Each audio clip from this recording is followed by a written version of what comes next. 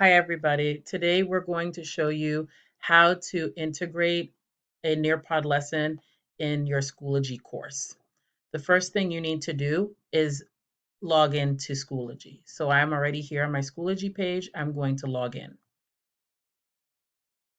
Once you are logged in, you find the course that you would like to insert the Nearpod lesson in. So I will click my course. The third thing you do is click Add Materials. When you click Add Materials, you see all the things that you can add to your class, and you will see Nearpod here on the side. If this is your first time ever using this, when you click on Nearpod, you will have to sign into your Nearpod account. But since I have been using this for quite some time, when I click on Nearpod, I go directly to my Nearpod account.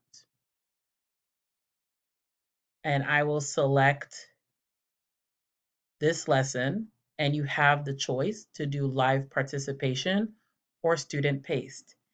If this is for asynchronous, I suggest you use student paced. The students can go through the lesson on their own.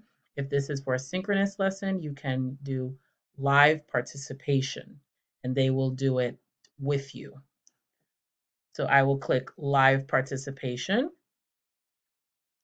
and the link will appear right here in the course, usually in the bottom.